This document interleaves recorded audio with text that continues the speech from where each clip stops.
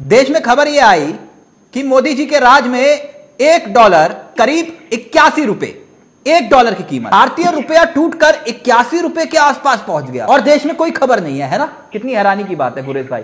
देखिए, dollar definitely strong हो रहा है, मजबूत हो रहा है, कोई दो राय नहीं है। 80 के पार पहुंच चुका है, ये भी दो राय नहीं है। आज आप उठा के देखिए चीजों को तो आप देखेंगे कि दुनिया भर की करेंसी गिरी है।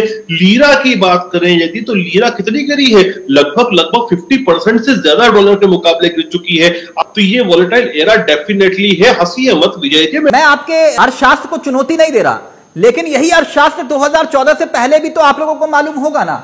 जब आपने जब आप ये कहते थे कि रुपया गिरता है, सरकार की साख गिरती है, अब और कितनी साख गिरनी बाकी है, यही बात बोलते थे ना। मैं सुना देता हूं आपको, मैं सुना देता हूं, एक मिनट आप सुन लीजिए ना, एक बार सुन लीजिए। कैसे नहीं होता मित्रों, मैं शासन में बैठा हूं, मुझे मालूम है इस प्रकार से रुपया इतनी तेजी से गिर नहीं सकता। अरे नेपाल का रुपया नहीं गिरता है, बांग्लादेश की करेंसी नहीं गिरती है, पाकिस्तान की करेंसी नहीं गिरती, श्रीलंका की करेंसी नहीं गिरती। क्या कारण है हिंदुस्तान का रुपया पतला होता जा रहा है? ये जवाब देना पड़ेगा आपको। देश आपसे जवाब मांग रहा। आज तो देश जवाब भी नहीं मांग रहा और पूछा भी नहीं जा रहा, पत्रकार पूछ भी नहीं रहे। मैं ये पूछ रहा हूं, क्या इससे कच्चा तेल महंगा होगा या नहीं होगा? बच्चों की पढ़ाई जो विदेश में पढ़ते हैं वो महंगी होगी या नहीं होगी? क्या देश की अर्थव्यवस्था पर यह चोट पहुंचेगी या नहीं पहुंचेगी?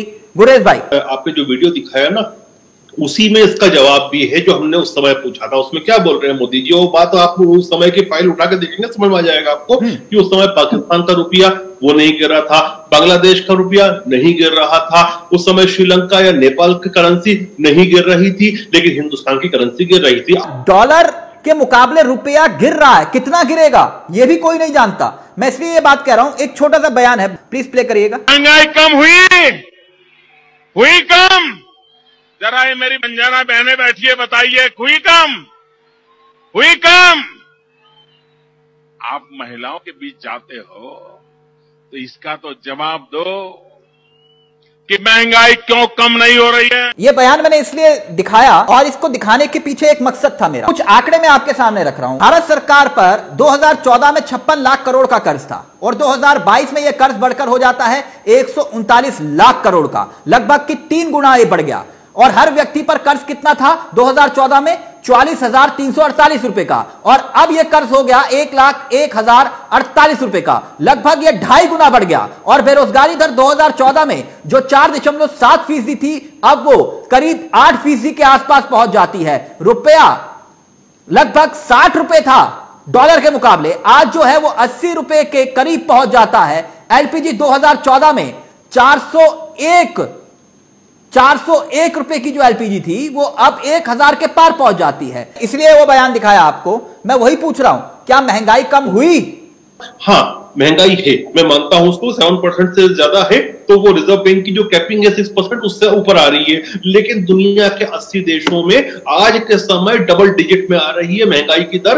तो अगर इतना ही विकास हो रहा है तो 20 से 22 करोड़ लोग गरीबी रेखा के नीचे क्यों चले गए?